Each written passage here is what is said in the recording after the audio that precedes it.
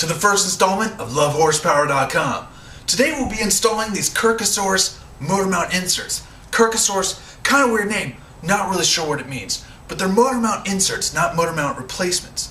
On the MR2 there are 4 motor mounts, front, rear, left, and right. We should be able to just pull off the front and rear motor mounts, stick these in place, and be good to go. Now I'm going to take a jack and put it under the oil pan to make sure the engine doesn't follow me, because that would seriously suck. So what do you say we get this car up on jack stands, get those motor mounts installed?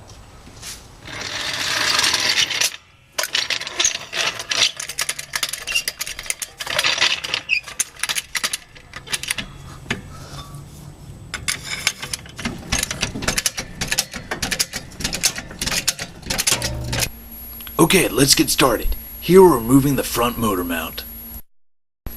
Start off by removing the large 17mm through bolt. Then remove the 4 14mm bolts surrounding the bracket. Okay, we got our motor mount out. We took the through bolt out first, then these 4 bolts, which hold the motor mount onto the body in these 4 holes.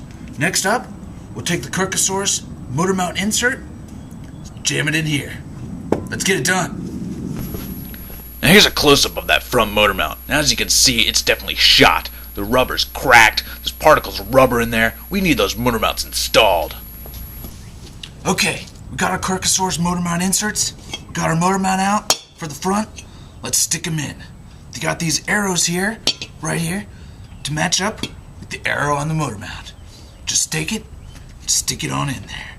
Let's do it on the other side. Find out where that arrow is. Stick it in.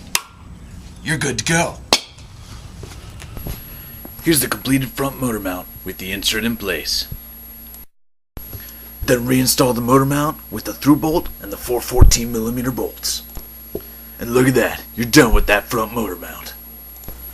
Now it's onto the rear motor mount, which also has a 17mm through bolt and 3 14mm long bolts to go through the cross member and into the motor mount. Here at LoveHorsepower.com, we had to use a special tool to get that through bolt out because the exhaust was in the way. So we used a universal joint and a couple of extensions. We then used a 1/2-inch ratchet to remove that through bolt. Next up was removing the 3 14mm long bolts that go through the cross member into the rear motor mount.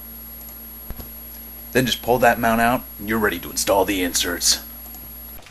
Okay, we got our rear motor mount removed by removing the 3 lower bolts and that nasty through bolt using a universal joint and a couple of extensions. So let's install those motor mount inserts. Just as with the front, you line up those arrows, slap it in place. Do the same on the other side. Check out where that arrow is. Line it up right, and slap it in place. And you're good to go. Just as with the front motor mount, just slap on the Kirkosaurus motor mount inserts and you're ready to put it back in. And the rear motor mount's installed. We're ready to test this thing out. Well, that wasn't so bad. In fact, overall, I would say it was pretty easy. Except for the through bolt on the rear motor mount, and once we figured out the right tools to use, it was straightforward. So what do you say we take this bad boy out for a ride and see what a difference those motor mount inserts make? Let's go build some boost. Well, now that we got those motor mount inserts installed, I can definitely feel a lot more vibration from the engine, which I don't mind one bit. And in fact, the chatter from our Spec Stage 3 clutch that we got installed in this MR2 is actually slightly reduced, which I really appreciate. Now let's try this bad boy under some boost. Let's go!